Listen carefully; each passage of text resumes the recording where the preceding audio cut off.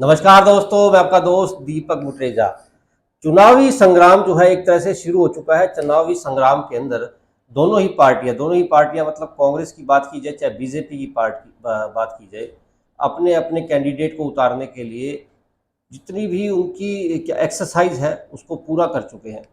BJP की जो exercise पूरी हुई है उसके अंदर थोड़ी सी दिक्कतें भी उनको आने लगी हैं। वो दिक्कतें क्या आने लगी हैं, इस बात की जानकारी हम आपको देंगे। साथ ही बीजेपी की जो सूची थी वो एकदम से क्यों ठहरी, इस विषय के ऊपर भी हम आपको जानकारी देंगे। आप हमारे साथ जुड़े रहिए। आपको ये वीडियो आपके लिए काफ़ी न केवल रोचक होगी, बहुत ही जानकारी लायक भी होगी। हमारे साथ अजय मल्होत्रा जी हैं, वरिष्ठ पत्रकार हैं, राजनीतिक विश्लेषक भी हैं, हम सबके प्यारे भी हैं। और हम सबको जो रोज़ रोज़ सूचनाएं दे रहे हैं, इनके लिए इनको कड़ी मेहनत भी करनी पड़ रही है। काफ़ी इनके जो सूत्र हैं, उन सूत्रों से जो है इनको सूचनाएं मिल रही हैं, उसके बाद आप लोगों को बता भी रहे हैं। सर, आपका बहुत बहुत स्वागत है। नमस्कार सर, जिस प्रकार से बीजेपी की सूचियां जो है जारी होनी थी, लेकिन एकदम से विराम लग गया, ऐसा क्या हुआ सर? देखो, भारतीय जनता पार्टी कल सेंट्रल इलेक्शन कमेटी की बैठक थी और उस बैठक में प्रधानमंत्री जी भी मौजूद थे और वरिष्ठ नेता सारे मौजूद थे। और ये माना जा रहा था कि लगभग 50 से 55 कैंडिडेट्स की एक सूची आज सवेरे 9 बजे जारी हो जाएगी। लेकिन भाजपा में आज आपने पिछले 2 महीने को उठा के देखो, कहीं भी इस प्रकार का माहौल नहीं दिखाई दिया टिकटों को लेके जो आज सक्रियता दिखाई दे रही है पूरे हरियाणा में। जो कैंडिडेट्स सक्रिय थे वो तो शुरू हुए और जो जिनको टिकट कट रही थी जिनकी, वो भी सक्रिय हो गए आज। और एकदम से पंचायतों के दौर शुरू हो गए हैं। आज और कल में पंचायतें कई हैं और भाजपा के कई नेता जो जिनको कहीं ना कहीं से सूचना मिल गई कि उनकी टिकट कट चुकी है, वो भी सक्रिय हो गए हैं एकदम से। और भाजपा नेतृत्व के पास ये बात पहुंच गई आज और उन्होंने अब ये कह दिया, आज प्रदेशाध्यक्ष ने घोषणा की अभी 2 दिन बाद हम टिकट लिस्ट आउट करेंगे। सूची में तो कोई बदलाव नहीं होना जो वहां बनी पड़ी है, परंतु जो उससे जिनकी टिकट कटेगी और उस विरोध को रोकने के लिए, अगर वो विरोध परसों अमित शाह जी की रैली है जींद में, अगर वो विरोध अभी सामने आ जाएगा तो वो एक गलत मैसेज चला जाएगा, शुरुआत गलत हो गई, पार्टी को भी डैमेज करेगा। हाँ, तो इसलिए उस सूची को रोका गया है ताकि जिनकी टिकट कट रही है उनको बुला के बिठा के, या वो पार्टी से हाईकमान से संपर्क कर रहे हैं, उनको किसी तरह से शांत किया जाए। यहाँ तक कि जो खेमा सूची बनाने में लगा हुआ था स्टेट का, उसको भी झटका लगा है। सेंट्रल कमेटी के बाद जब सूची गई तो उन्होंने जो स्टेट कमेटी के लोग कर रहे थे तैयार, या जो वरिष्ठ नेताओं की छोटी टोली थी, स्क्रीनिंग कमेटी थी, उसकी भी कई रिकमेंडेशंस को उन्होंने काट दिया। खास तौर पे दक्षिण हरियाणा में तो कईयों की टिकटों पे तलवार कट चली है। अब जैसे मनोहर लाल जी का खेमा आश्वस्त था, अभी उनके कई आदमियों को टिकटें मिलेंगी। हमारी सूचना ये है कि दक्षिण खासतौर पर गुड़गांव और फरीदाबाद में मनोहर लाल जी के आदमियों को भी टिकटें नहीं मिल पाई जो उनके काफ़ी नज़दीकी थे। तो ये सारी चीज़ों को लेके एक बड़ी बेचैनी सी है, भाई क्या किया जाए। और कुछ ऐसे लोगों को टिकटें मिल गई जिनकी उम्मीद नहीं थी, तो दूसरे जो विरोधी थे वो सक्रिय हो गए। कोई आज अमित शाह जी से मिल रहा है, मीटिंगें आपस में चल रही हैं, मुख्यमंत्री जी धर्मेंद्र प्रधान जी के पास गए हुए थे। तो एक है ना, बड़ा सिस्टम आज बड़ी बहुत ज़्यादा एक्टिविटी दिखाई दी है, जो अगर हम इसको दूसरे रूप में लें तो गुटबाजी कह लो या अनुशासनहीनता भी हो सकती है, परंतु उस अनुशासनहीनता को रोकने के लिए इन्होंने ये सूची रोक दी है फिलहाल। अब ये देख रहे हैं भी या तो 2 तारीख को जो 1 को रैली हो जाएगी, उसके बाद 2 को जारी की जाए, या कांग्रेस की पहली सूची का इंतजार किया जाए, क्योंकि कांग्रेस की भी जो सूची है वो जल्दी आने वाली है। वो अब उन्होंने भी अब 3 दिन स्क्रीनिंग कर ली अपनी, और कल फाइनल उनकी एक डिस्कशन है और 2 तारीख को वो भी सूची निकाल सकते हैं। बवाल वहां भी मचना है। तो इस बवाल अब ये 3-4 दिन राजनीतिक बवाल के रहेंगे, कम से कम 5 तारीख। मतलब कि जो सूचनाएं नेताओं को मिल चुकी हैं अभी, हाँ टिकट कट सकती है, उसके बाद से ये दिक्कतें आनी शुरू हो गई। तो कहीं ना कहीं लगता है सर कि अगर टिकट कट जाती है, विरोध कितना होने वाला है? मतलब एक जो बम, जो भाप जो है वो भरी हुई है, वो कितनी स्वाभाविक है। निकलेगी वो एक बार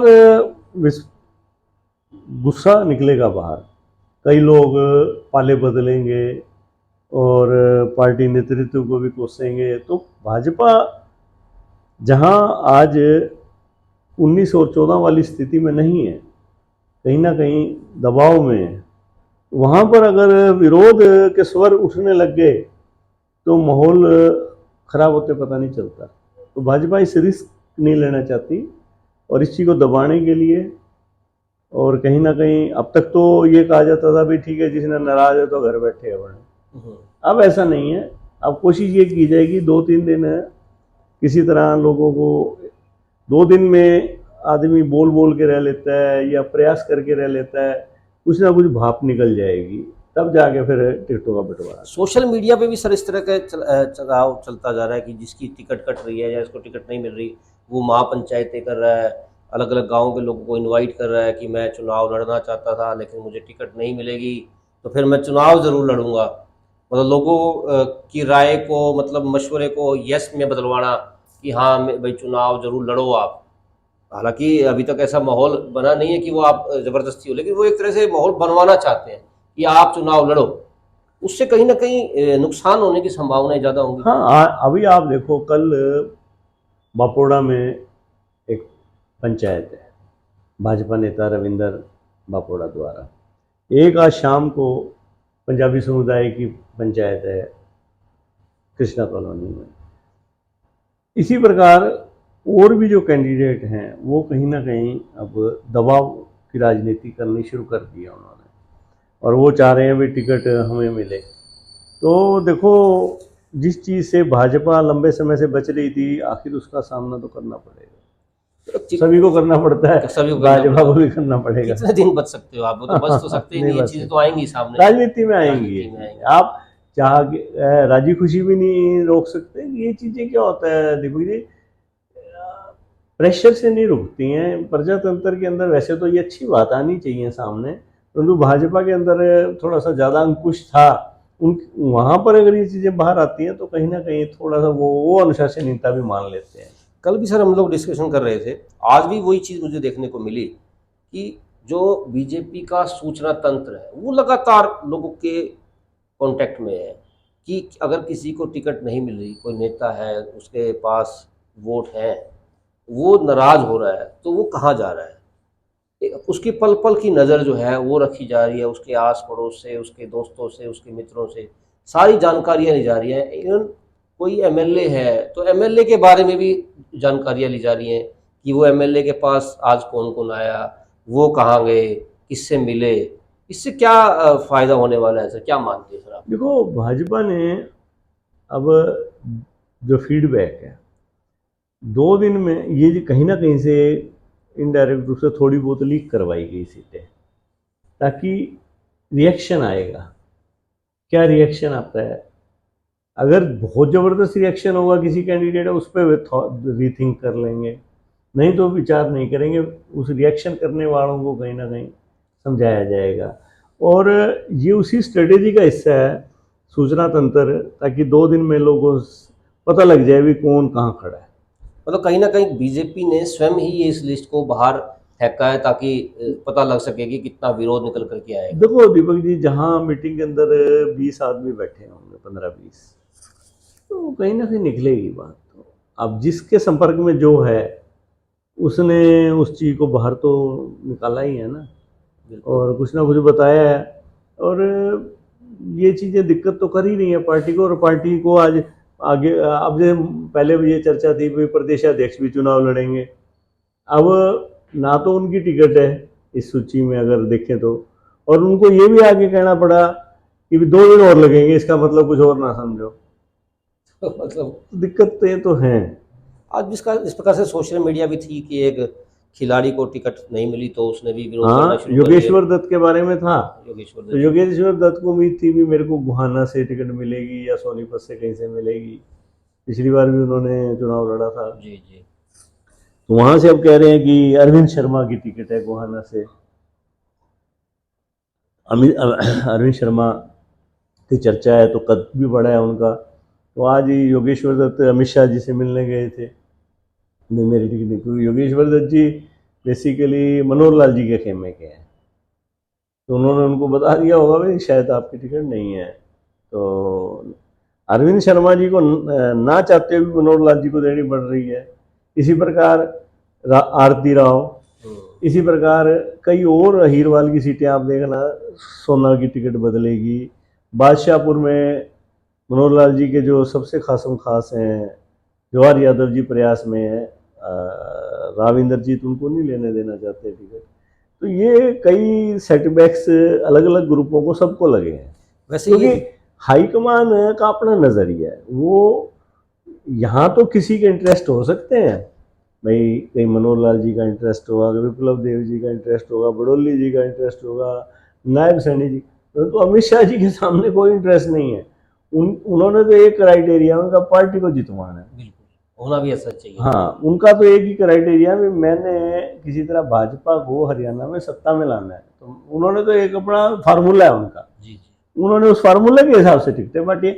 अब मान लो एक आधी ऐसी कॉन्स्टिट्यूंसी होती है जहाँ कैंडिडेट उतारना चाहते हैं परंतु कास्ट समीकरण उसको सूट नहीं कर रहे, कास्ट समीकरण कुछ और है, तो वो उनके पास रिपोर्ट है। तो उन्होंने कह दिया भाई इस कास्ट के हिसाब से नहीं, आप इस कैंडिडेट को, कास्ट के हिसाब से इसको उतारो। तो ये चीज़ें कष्ट दे गई कईयों को, और अल्टीमेटली तो अमित शाह जी का फैसला मानना पड़ेगा, क्योंकि वो ब्रॉडर प्रोस्पेक्ट में बात कर रहे हैं। वैसे ये दिक्कतें काफ़ी ज़्यादा देखने में आ रही है, चाहे मनोहर लाल जी की बात कीजिए, चाहे सुधा यादव जी की बात कीजिए।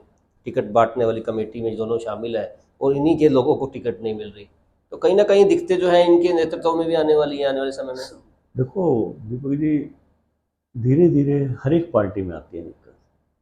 पहले कांग्रेस में आती थी, अब भाजपा सत्ता कर चुकी 10 साल, तो जब 10 साल सत्ता में रह चुके होते हो तो आदमी फिर वही बात हो जाती है कि कई चीज़ें पुरानी लगने लग जाती है, फिर वो विरोध भी उठते हैं, दावेदारियाँ भी उठती हैं, और जिसको हम गुटबाजी कह देते हैं वो कहीं ना कहीं निकल के आती है। बिल्कुल दोस्तों, लगातार जिस प्रकार से बीजेपी की और कांग्रेस की स्क्रीनिंग कमेटियों की बैठक चल रही है। मेन तो दीपक जी, जो अब 1 तारीख की जो रैली है ना, वो वहाँ से चुनाव कैंपेन शुरू करना है पार्टी ने, और उससे पहले टिकटों को लेके कहीं बवाल खड़ा होता है तो वो कैंपेन है ना जो उस पर असर आता है। हाँ, वही नारियल फोड़ते ही हाँ, तो इसलिए पार्टी चाहती है भी 2 तारीख तक किसी तरह ले जाए हम। अगर कांग्रेस की अगर बात की जाए सर, कांग्रेस में भी लगातार जो है गुटबाजियां अब फिर से निकलने शुरू हो चुकी हैं। शैलजा जी कह रही हैं बेशक से मैं एमपी हूँ लेकिन चुनाव लड़ूंगी। इसी प्रकार से अब दीपेंद्र हुड्डा जी भी लगातार कांग्रेस में तो पुरानी यानी कि गुटबाजी से भरी हुई है कांग्रेस। तो अब वहाँ भी बड़ी दिक्कत है, उन्होंने भी कई फार्मूले लगाए हैं, केंद्र ने भी किसी तरह से ग्रुप वाइज बैठकें करी हैं, फार्मूले बनाए हैं, और अब जोर तो कांग्रेस को भी पड़ेगा जब टिकटें बाहर आएंगी। अभी तक तो क्या है, भाजपा ने 55 सीटों पे सिंगल पैनल लिया है, कांग्रेस ने अभी तक 35 सीटों पे सिंगल पैनल लिया है।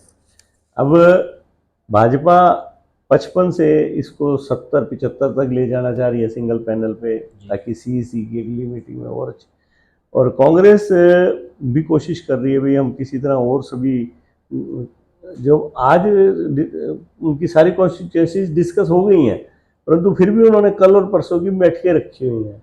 ये एक वो बनाने के लिए किसी तरह से तालमेल या कह दो उसको, या सर्वसम्मति बनाने के लिए कोशिश की जा रही है ताकि ज़्यादा बवाल ना खड़ा हो। तो बवाल तो कांग्रेस की टिकटों में भी मचना है और बवाल बीजेपी की टिकटों पे भी मचना है। आज जिस प्रकार से एक सूचना मिली थी कि काफ़ी जिस प्रकार से पंचायतें जा रही हैं, भाई हमारे इस फलाने आदमी को आपने टिकट देनी है, तो भूपेंद्र सिंह हुड्डा जी साफ उन बच्चों कह रहे हैं भाई मैं वहाँ तो मैं खुद लड़ूंगा। तो इससे वहाँ पंचायतें भी आनी बंद हो चुकी है, हुड्डा साहब खुद लड़ेंगे। तो इस तरह से भी जो है रोका जा रहा है लोगों को, ताकि लोग नाराज भी ना हो और ये भी सोचेंगे भी हाँ हमारे यहाँ तो सीएम कैंडिडेट खुद ही जो है हुड्डा साहब हुड्डा साहब चुनाव लड़ेंगे। वो बारडा की ये बात थी, बारडा से जो है कुछ लोग गए थे तो हुड्डा साहब बोले भी मैं ही वहाँ चुनाव लड़ूंगा, तो वहाँ आने बंद हो गया। तो नहीं यार, बड़ा ये तो दोनों पार्टियों के लिए कोई आसान काम नहीं है।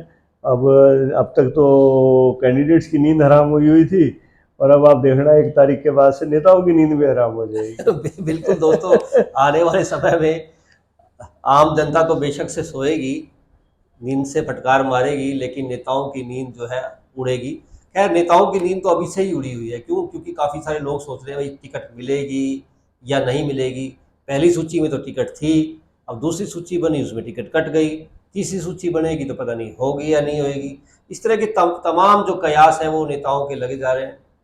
हमने आज आपको ऐसी ऐसी जानकारियां दे दी जो बैठक के अंदर हुई थी। ये सभी बैठकों की जितनी भी सूचनाएं हैं हम आप तक पहुंचा रहे हैं और आगे भी इसी प्रकार से पहुंचाते रहेंगे, ताकि आप लोगों को सारी बैठकों के जानकारी मिल सके कि वहां पर क्या चल रहा है।